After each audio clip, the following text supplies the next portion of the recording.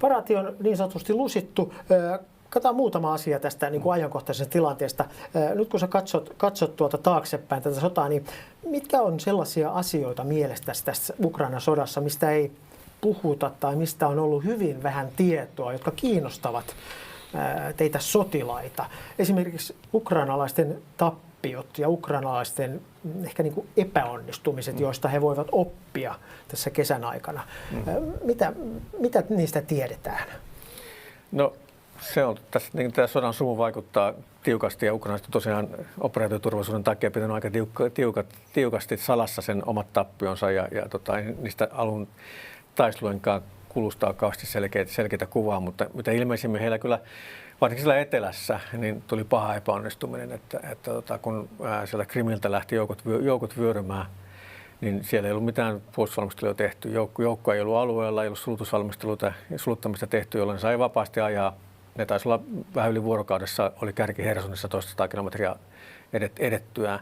Ja yhtä vauhdikkaasti ajoivat sieltä Krimiltä sitten kohti itää, kohti Mariupolia, että saatiin Mariupol saarrettua hyvinkin nopeasti. Niin tämä oli niin ukrainalaisille paha epäonnistuminen. Sillä pohjoisempana sitten, se oli ilmeisestikin tietoista taktiikkaa heille, että annetaan niin venäläisten tulla, koska kun venäläisillä on tuliylivoimaa, heillä on tykistöä siellä paljon tukemassa, niin turhaan jäädä sen tulijyren alle vaan antaneen tulla, jolloin huoltolinjat venyy ja tykistö ei ehdi mukaan. Ja sitten kun on pitkässä nauhamaisessa muodostelmassa ja teidän suunnassa, niin sitten on helppo lähteä tekemään vastahyökkäyksiä ja ruveta syömään niitä. Mutta kyllä se ukrainalaisten suurin haaste on, että heillä ei ole kykyä semmoisia operatiivisia vastahyökkäyksiä. He on taktisesti taitavia, taistelee oikein hyvin ja pystyy saamaan paikallisesti nopeasti, joustavasti kerää joukkoja, saamaan paikallisen ylivoimaa lyömään komppanian tai pienempiä venäläisiä osastoja.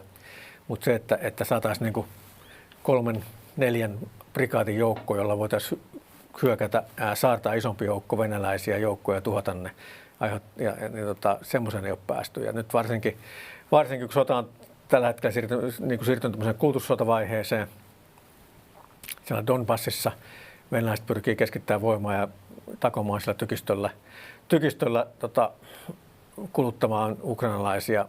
Se on hidasta eikä näytä kuitenkaan saavuttavan läheskään sellaista vaikutusta kuin toivottiin. Ja ukrainalaiset on edelleenkin pystynyt tekemään paikallisia vastahyökkäyksiä. Nyt on Harkovassa tehnyt parilla prikaatilla vähän isommankin vastahyökkäyksiä, työntää venäläisiä pois sieltä Harkovan lähistöltä niin, että ne ei enää voi tulittaa sitä kaupunkia tykistöllä vapaasti. Se on mennyt yli 20 kilometrin päähän se. Joo. Ja ilmeisesti eteen vielä pakenee se linja. Mutta ja pakottaa varmasti venäläiset reagoimaan ja ehkä siirtää joukkoja sieltä painopistesuunnasta, jolloin sitten se mahdollisuudet, ennestäänkin on vähän heikot mahdollisuudet päästä läpimurtoon siellä Donbassissa, niin heikkenee lopullisestikin, jolloin sitten jäädään vähän niin kuin pattitilanteeseen. Ja sitten kun ollaan siinä pattitilanteessa, että venäläisillä ei ole voimaa läpimurtoon ja ratkaisuun, ukrainalaisilla ei toisaalta voimaa lyödä niitä venäläisiä, niin sitten on sen niin kuin Ukrainan voima kasvaa koko ajan. Ne saa lännistä materiaalia, heillä on enemmän niin kuin reservejä. Ukrainalaiset resurssit on valmiit puolustamaan maataan. Niitä ei tarvitse pakottaa sinne tai yrittää houkutella.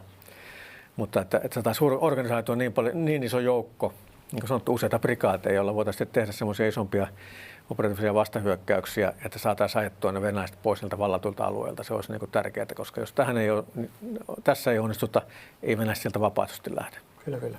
Putin ei tule suostumaan minkälaisen semmoisen rauhaan, että jos tulipa hyökättyä, sori, me vetäydytään. Ei, ne pitää ajaa sieltä pois. Ja tietenkin sitten tässä se suuri kysymys on ilmavoima, että vaikka ukrainalaiset pystyisivät organisoimaan ja uudelleen varustamaan joukkoa, niin saisi tämmöisen operatiivisen nyrkin, millä voisi hyökätä mittavammin, niin ei se onnistu, jos ei ole pysty kiistämään Venäjän ilmaherruutta, koska muuten ne ilmasta pommitetaan ja estetään se vastahyökkäyksen toteutus, että pitäisi saada se ilmatorjunta kuntoon ja ilmaherrus kiistettyä, ja se on haastava homma. Tästä vastahyökkäyksistä on jo puhuttu ääneen monessakin eri foorumilla. Olisiko se vastahyökkäys nimenomaan tuosta keskisestä Itä-Ukrainasta, niin kuin Donbassin alueelta, josta Ukrainan kannattaisi sitä vastahyökkäystä lähteä tekemään sitten isommin joskus ensi kesänä tai myöhemmin?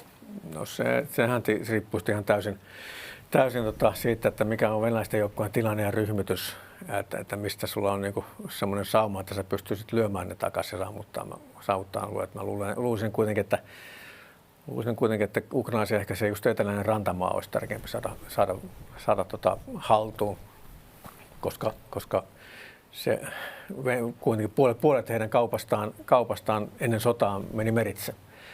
Ja Venäjä nyt merisaarto, niin se eteläinen rantamaa, sen haltuun saaminen niin, että sitten jatkossa toivottavasti taas voitaisiin rakentaa satamat uudestaan ja aloittaa se meriliikenteen käyminen, niin se olisi niin kuin tärkeää, että jos jää vaan se pieni käytävä sinne Bessarabia Odessa käytännössä ainoa satamakaupunkina, niin silloin ollaan aika huonossa tilanteessa. Niin mielenkiintoista. Ja sitten kun se Donbassin alue tai Itä-Ukraina sen keskellä, sehän on hyvin linnoitettu, ne ovat kaivautuneet sinne, ne pystyvät pitämään ne asemat, mutta tosiaan, jos vastahyökkäykset suuntaisivat etelään, niin sehän on mielenkiintoinen suunta.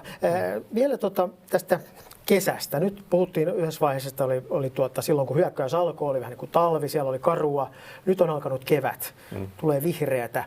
Minkälaista sissisotaa täällä Ukrainassa tullaan kesällä käymään, jos rintamat pysyy vähän niin kuin näissä asemissa? On paljon puhuttu tästä jäätyneestä tilanteesta. Nähdäänkö joku vihreä helvetti, kun sissit iskevät korkean ruohon ja lehdistön suojista? No kyllä, se on mahdollista. Että siellä on ollut jo viitteitä, että just siellä eteläisellä rantamaalla, siinä Donbassin eteläpuolella, niin siellä on Hersonin ja Mariupolin välisellä alueella, että siellä on aktivoiduttu ja jonkinlaista partisanitoimintaa on alkamassa. Ja samaten myös siellä Harkovan itäpuolisella alueella, mitä venäläiset miehittää. Niin kyllä tämä tosiaan, kun aikaa tulee, niin ukrainalaisilla on enemmän ja parempia mahdollisuuksia siirtää omia erikoisjoukkojaan sinne selustaan tukemaan paikallista taistelua ja johtamaan tuulta avattuihin maaleihin ja niin edespäin. Että kyllä mä uskoisin, että ei he anna periksi ajoa antaa. Että heillä on kuitenkin siinä partisanin on käynnissä pitkä perinne. Heillä on väestö, joka tukee sitä toimintaa ja vahva maanpuolustustahto, niin ei se venäläisellä kauhean helppoa varmasti tule olemaan. Ja sitten se, että venäläisille kuitenkin, heillä on edelleenkin, vaikka tämä taistelut niin kuin hyytyisi ja rintamalinjat jähmettyisi, niin heillä on aika vähän joukkoja noin isoiden alueiden valvontaan. Se ei ole niin kuin helppoa, että siellä on niin kuin sisällä paljon tilaa toimia. Kyllä. Onko ukrainalaiset osoittautuneet, tai tiedätkö, onko heillä kykyä ja ovatko kouluttautuneet, että ne pystyy etenemään pienissä ryhmissä, niin kuin sissien täytyy tehdä? Nyt kun he osaavat käyttää näitä uusia panssaritorjuntaohjuksia ja muita aseita, niin pystyvätkö he tekemään laajaa tuhoa sisseinä? No kyllä, se on näkynyt, että ne just tämmöisellä pienryhmätoiminnassa ne on paljon parempia kuin venäläiset. He tuntee maaston, he tuntee alueet ja olosuhteet ja pystyvät siellä liikkumaan ja osaavat näköjään suunnistaakin niin, että eivät ole eksyksissä heti päinvastoin vastapuoleen. Mutta maa ei kesällä ole enää pehmeätä ja mutaista niin paljon. Antaako se Venäjän panssariaseille paremmat edellytykset? Kyllä, se jos pystyt niin poistumaan tiestöltä, niin totta kai se on paremmat edellytykset toimia. Jos sun joukko on koulutettu, niin se osaa toimia siellä tiestön ulkopuolelta. Nythän on näkynyt, että niilläkin alueilla, missä maa on ollut kantavaa, heillä on paljon ongelmia sen takia, että kantavuus on ollut heikko ja kalusto jää kiinni, jos poistutaan tieltä. Mutta niilläkin alueilla, missä maasta on ollut kantavaa, niin ei sieltä tieltä ole poistuttu. Että kun joukkojen koulutustaso on heikko, ei osata levittäytyä, ei osata suunnistaa niin ei ole totuttu toimimaan niin kuin vapaasti maastossa. Niin, että joukkojen johtajakin osaa suunnistaa ja tietää, mihin mennään ja näin edespäin, niin se on haastavaa sen takia. Niitä on helpompi pitää niitä huonosti koulutettuja joukkoja kootussa taistelussa ja kootussa ryhmityksessä. Toki venäläisillä on ihan hyvinkin koulutettuja joukkoja myös erikoisjoukoissa ja osin näitä maalaskujoukkoja, mutta niitä on vähän. Niitä on tosi vähän. Onko tämä vahva panssaritorjunta, mikä Ukraina osoittaa, onko Venäjän panssarijoukot vähän niin kuin ymmällään, että miten ihmeessä tässä nyt taistellaan, kun tuhot ovat valtaisia, mihin he olivat varautuneet? Joo, kyllä se, mitä se viimeisin ONYXin raportti on, oli 3500 kappaletta. Sotakalusta on tuhottu pyöräajoneuvoista, taistelupanssarivaunuihin, tykistöön ja niin edespäin. Ja onhan se niin kuin melkoinen kasa romurautaa. Tosiaan panssarikalustoa on mennyt pitkälti 2 000 kuljetusrynnäkköpanssarivaunuja ja taisteluvaunuja. Kyllä se rupeaa, se syö sen joukon moraalia, kun ne näkee, että se vaunu ei anna suojaa. Ja pääosahan, niin kuin sanottu edelleenkin, tämä johtuu huonosta taktisesta käytöstä ja huonosta osaamisesta. Että maailmankaan paras taistelupanssarivaunu ei anna suojaa, jos sitä käyttää typerästi ja huonosti. Mutta kyllä se jää, kun heillä Venäjän suurin akilleen kantapää aina ollut, että heillä on vähän jalkaväkeä, se jalkaväen taso on heikko. On totuttu siihen, että käytetään tykistöä ja sitten panssariaseen suoraan ampumavoimaa ja siellä se homma hoidetaan. Ja sitten jos joudutaan semmoiseen taisteluun asuskeskuksessa tai peitteisessä maastossa, missä pitäisi jalkautua ja jalkaväkiryhmien pitäisi suojata sitä kalustoa, niin heillä sitä väkeä on vähän ja ne ei osaa sitä hommaa kunnolla. Ja se tekee sen haastavaksi. Vielä mä otan esiin nämä varusmiehet. Venäjä on käyttänyt varusmiehiä tässäkin sodassa. Varmaan sitä on seurattu heidän niin kuin taistelukuntoa mielenkiinnolla ihan kansainvälisestikin. Et minkälainen on venäläisen varusmiehen taistelutaidon taso?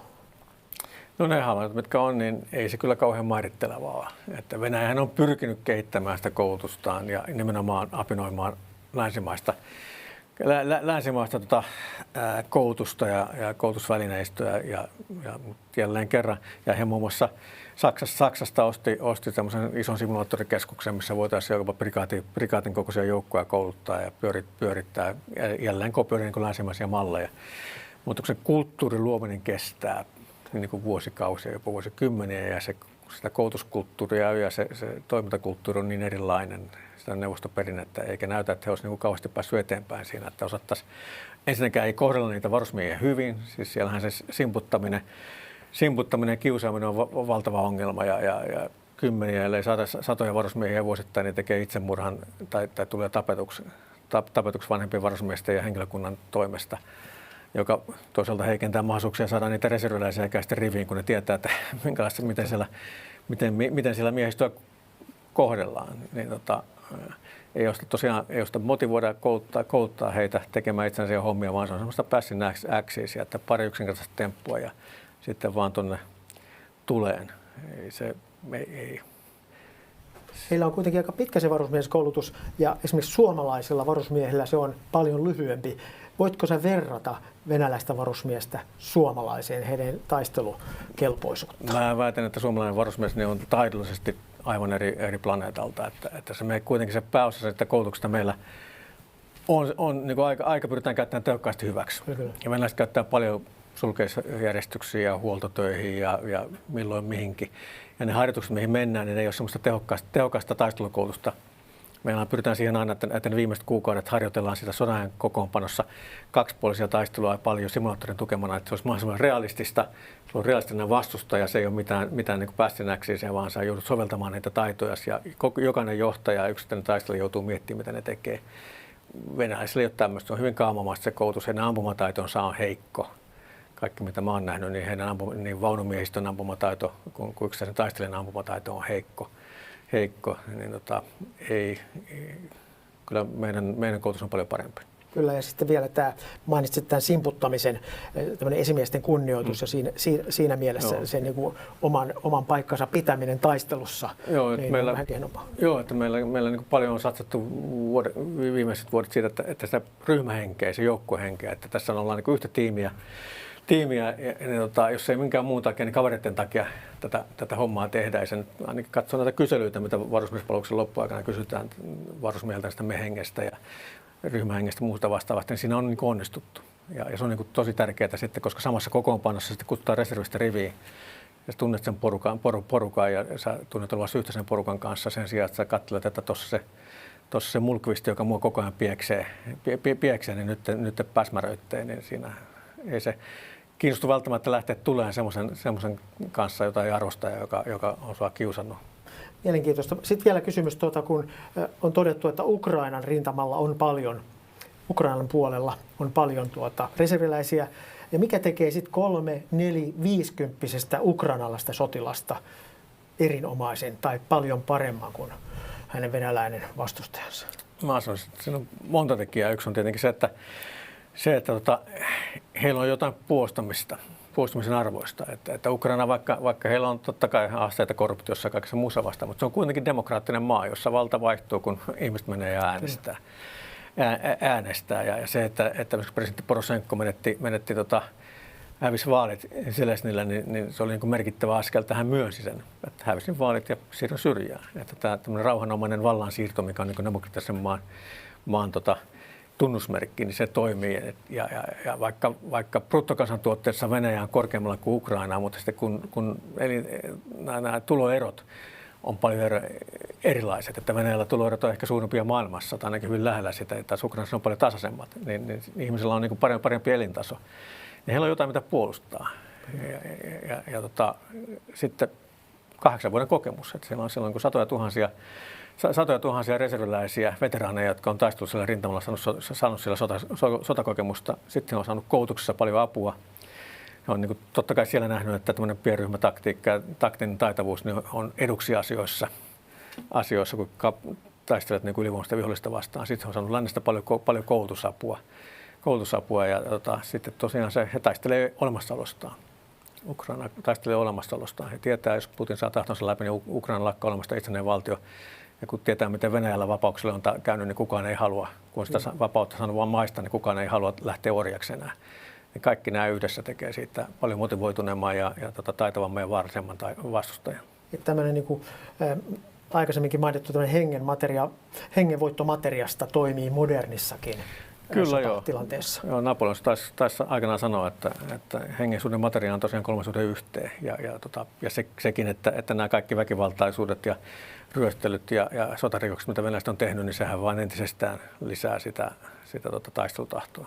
Kyllä. Ja sitten nykyiset aseet, ne on aika moderneja. Puhutaan jostain näistä Javelinista ja NLAVesta, niin mitä fiksumpi äijä, sen nopeammin hän oppii sen käyttämisen ja oppii tavallaan sen syyn, miksi ammutaan nyt tässä tilanteessa, miksi odotetaan hetki, oppii tämän tekniikan ja taktiikan. Joo, kyllä siis nämä nykyaikaiset asejärjestelmät, ne on länsimaiset asejärjestelmät, ne on rakennettu just sillä varten, että ne on helppoja käyttää, nopea omaksua, mutta ihan totta, jos on niin kuin hoksaavampi kaveri ja tottunut ajattelemaan omilla aivoillaan, eikä tekemään vaan sen, mitä kersantti käskee, niin kyllä se omaksuu sen paljon paremmin ja paljon nopeammin sen käytön. Ja nimenomaan sitten, kun osataan toimia taktisesti, että eihän se, että sä osaat panna olkapäälle ja ampua, niin jos ei, niin kuin, sä et osaa sen toimia niin kuin osana ryhmää, komppaniaa, joukkuetta komppaniaa, niin siinä voi käydä huonosti. Minulla on viimeinen kysymys, tämä Admiral Makarov. Onko sinulla mitään tietoja? Mediatietojen mukaan Venäjän laivaston ohjusfregaatti Admiral Makaroviin oli osunut Ukrainan ohjus Mustalla merellä. Sen kerrotaan olevan pahoin vaurioitunut. Se yksi tieto, mikä mä oon nähnyt, joka on Ukrainan merivoimien antama tieto, että sitä ammuttiin tällä meritorjuntaohjuksella samalla, millä upotettiin Moskvaa, mutta että Makarovin omasuojajärjestelmät pystyi torjumaan sen ohjuksen, mutta niin lähellä, että sen ohjuksen osia osui siihen fregattiin, vaurioittaen sitä ja aiheuttanut tulipaloa. Että se ei ole olisi uponnut, mutta se on vaurioitunut ja joutunut sen takia palaamaan Sevastopoliin. Ja sehän on kuitenkin jälleen, ja samaan aikaan kun siellä Kärmesaaren suunnassa ukrainalaiset on lennokeilla ja ilmarynnäköillä pystynyt kuluttamaan siellä olevia venäläisiä upottamaan muutaman veneluokan aluksen, jotka on yrittänyt tuoda kalustotäydennyksen, niin kyllähän tämä on niin melkoisia takaiskuja Venäjän Mustameren laivastolle, että he on niin menettämässä sen merenherruuden siellä Odessan edustalla ja heidän vapaa toimintansa on pahasti uhattuna. Niin, se on niin melkoinen takaisku heille ja mahdollinen maihin nousu uhka Odessaan niin on kyllä käytännössä poistunut. Kyllä se meriherruushan se pidettiin kiistattomana. Nyt menettivät Moskvaan, joka oli ohjusristeilijä ja se tärkein. Nyt on mainittu, että Admiral Makarov olisi ollut se toiseksi mehukkain saalis. Kyllä. Ja nyt ukrainalaiset ovat ehkä saaneet sen eliminoitua ainakin tästä sodasta pois näköjään. No ainakin joksikin aikaa kyllä. Ja se on 125-metrinen, mahtuu 200 henkilökuntaa, niin ja BBCkin on tästä kertonut. Mitä sä mainitsit, että maihin nousu-uhka on niin kuin ehkä nyt näiden tietojen mukaan ohi. Mitä se tarkoittaa tuolle etelän rintamalla? No se tietenkin tarkoittaa sitä, että ukrainalaisten ei tarvitse sitoa niin paljon joukkoa sinne Odessaan suuntaan mahdollisen maihinnousun torjuntaa, että he voisivat sitten käyttää sitä sinne Hersonin suuntaan, työntää venäläisiä taaksepäin. Ja ehkä osittain tämänkin takia Venäjä on sitten aiheuttamassa ongelmia Transnistriassa, että siellähän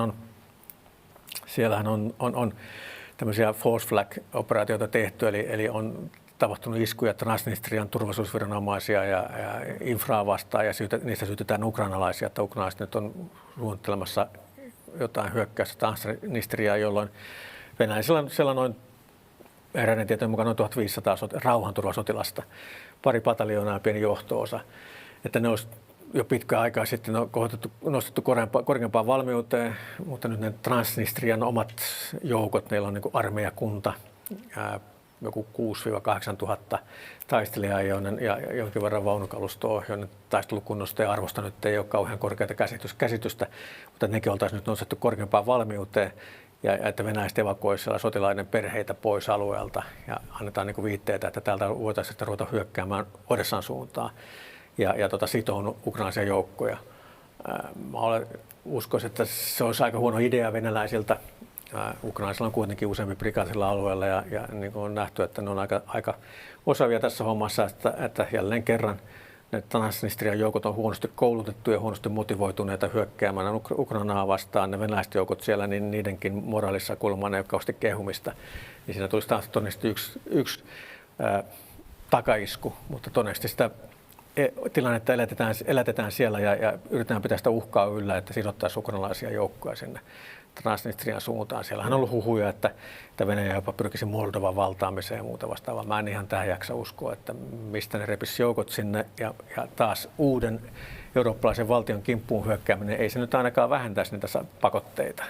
Päinvastoin sitoo sitten kiinni sinne ja tulisi taas isoja sanktioita. Ne on niitä valeoperaatioita näköjään tässä vaiheessa. Mutta me ruvetaan päättämään tätä osuutta tähän. Kiitos Pekka Toveri tästä voitonpäivän paraatin seurannasta ja loistavasta kommentoinnista sen jälkeen. Me otetaan tähän